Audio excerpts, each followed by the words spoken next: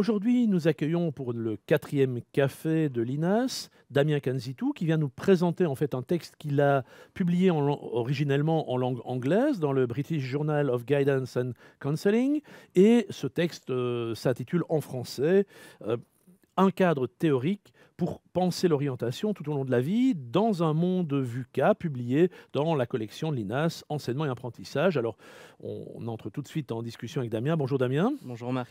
Évidemment, le premier point dans le titre, c'est le terme VUCA. Alors, est-ce que tu peux expliquer de quoi il s'agit?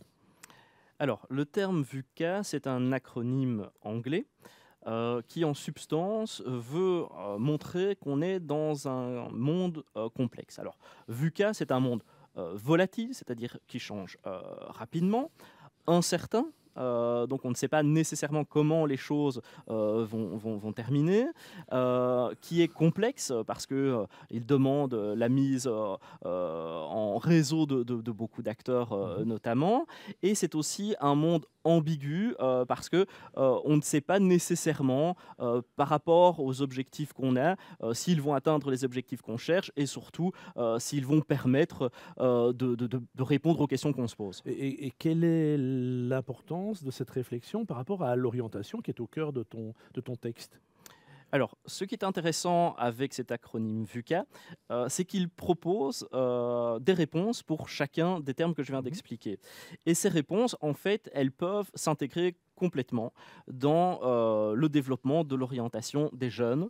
Donc, pour te donner un exemple, cette volatilité, eh bien, on peut la travailler, on peut essayer finalement d'y répondre et faire en sorte que nos jeunes puissent développer une forme d'agilité. Ça veut dire qu'ils puissent répondre aux difficultés du monde et apporter une réponse, la réponse la plus positive pour eux. Je ne vais pas reprendre tous les termes, mais on a comme ça tout un tas de comportements qu'on peut essayer de développer chez les jeunes pour qu'ils aient en fait les armes pour vraiment répondre à ce monde complexe. Ok. Et tu utilises un autre terme que tu empruntes à l'anglais, le terme design, hein, designer sa vie, etc.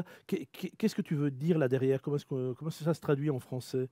Alors, effectivement, j'ai décidé de garder un terme anglais parce qu'il recouvre une dimension qui est intéressante. C'est le fait que dans designer ses apprentissages, designer sa vie, il y a vraiment l'idée qu'on est acteur de la vie, et surtout qu'on l'écrit.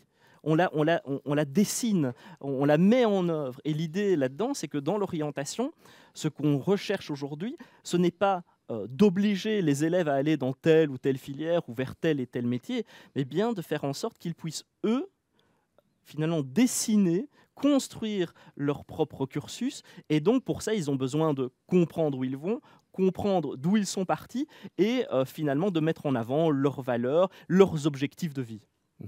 Un autre terme qui saute aux yeux, c'est la notion de complexité. Alors ça a l'air d'être complexe pour les jeunes qui doivent s'orienter dans un monde VUCA. On l'a vu, avec toutes ces incertitudes, le fait que ce qui est vrai aujourd'hui n'est pas forcément encore vrai demain. Donc on voit bien cette notion de complexité, mais c'est aussi complexe pour le système éducatif.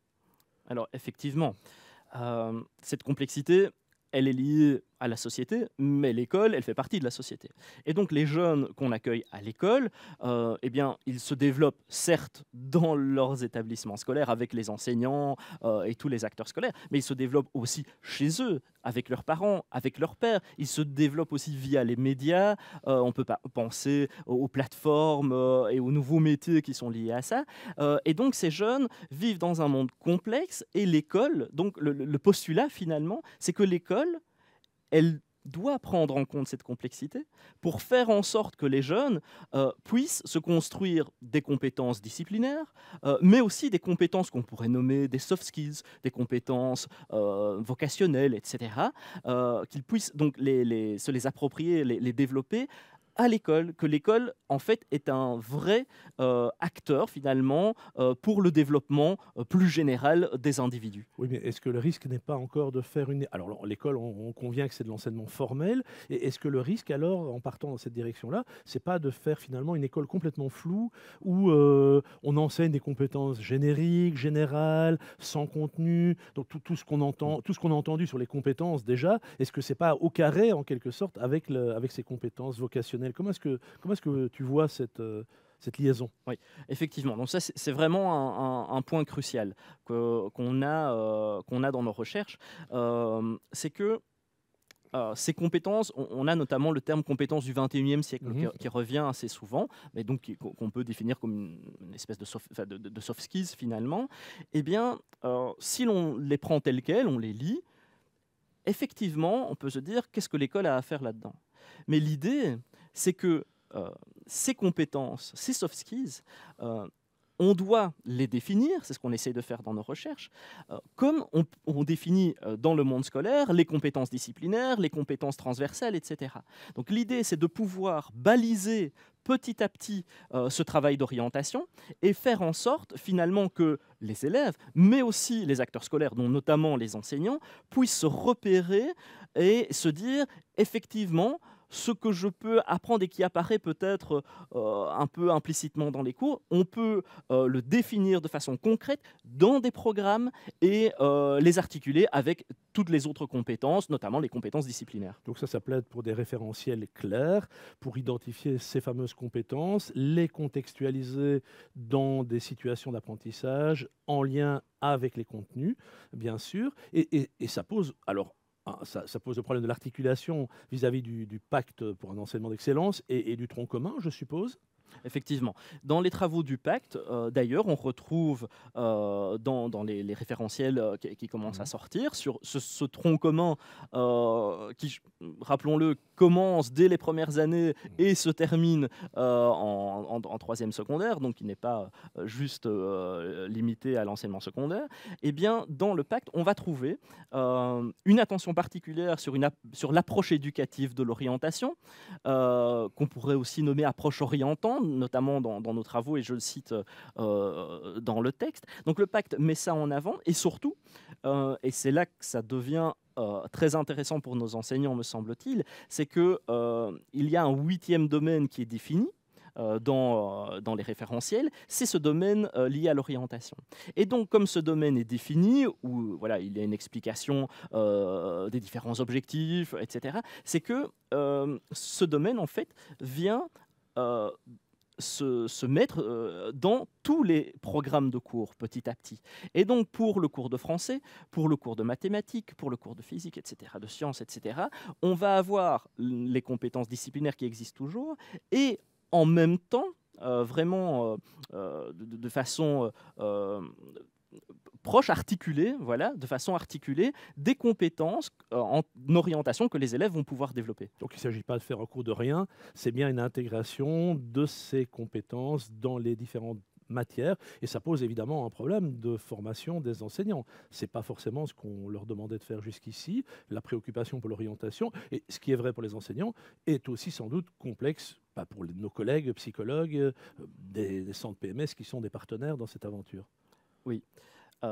Si l'on propose des programmes pour nos enseignants, évidemment, il faut qu'ils puissent simplement comprendre les contenus. Et donc, si l'on propose de nouveaux types de compétences, comme ces compétences liées à l'orientation, il faut certainement que nos enseignants aient les outils pour comprendre ce qu'il en est, et surtout pour les articuler à leur cours.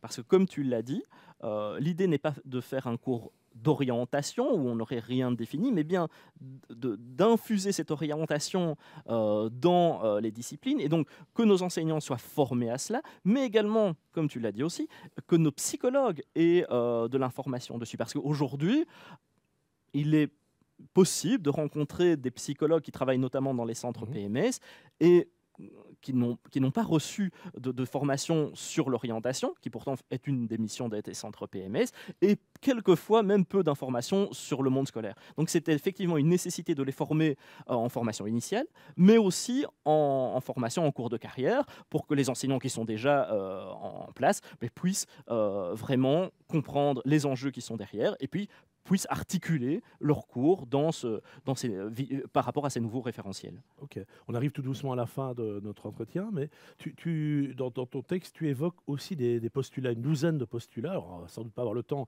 de les évoquer tous, mais est-ce que tu peux mettre l'accent sur certains postulats vraiment très importants par rapport à la préoccupation? Oui, effectivement. Donc, je propose à travers le texte 12 postulats. Je ne vais pas tous les reprendre, mais un point qui me paraît vraiment essentiel, le premier, c'est de considérer que ce travail d'orientation qu'on peut mener à l'école, eh bien, il fait partie d'un tout plus large qu'on pourrait nommer l'orientation tout au long de la vie. Et donc l'orientation dite scolaire, ce qu'on fait à l'école, et puis l'orientation professionnelle, ce qu'on fait en dehors sur le marché du travail, etc., finalement, ce n'est qu'une réalité. Parce qu'il n'y a pas de rupture entre l'école, en tout cas on n'en veut pas. Il n'y a pas de rupture entre l'école et le monde du travail, on continue de se développer en tant qu'individu. Donc ça me paraît vraiment un point essentiel. Alors, deuxième point, pour revenir sur l'acronyme VUCA, c'est que malgré la complexité, malgré les crises qui nous traversent, il y a des réponses qu'on peut apporter et surtout qu'on peut développer avec les élèves pour que, in fine, ils puissent mieux comprendre à la fois l'intérêt des cours, mais aussi l'objectif plus général de l'enseignement et puis de comment ils vont pouvoir se développer sur le marché du travail. Donc ça, c'est un point qui me paraît essentiel. Et puis, peut-être pour terminer, un troisième, c'est que aujourd'hui, justement, face à ces crises, à ce monde qui est difficile pour tout le monde, et on voit notamment au niveau des transitions professionnelles qui peuvent laisser certaines personnes plus fragiles un peu sur le côté, etc. Il y a une nécessité, donc comme je l'ai dit, d'armer ces individus pour s'en sortir, mais surtout essayer de faire en sorte de construire ensemble, et donc au départ de l'école notamment, de construire ensemble un monde plus durable, avec un travail décent, et surtout, mais finalement, un monde plus humain pour tous.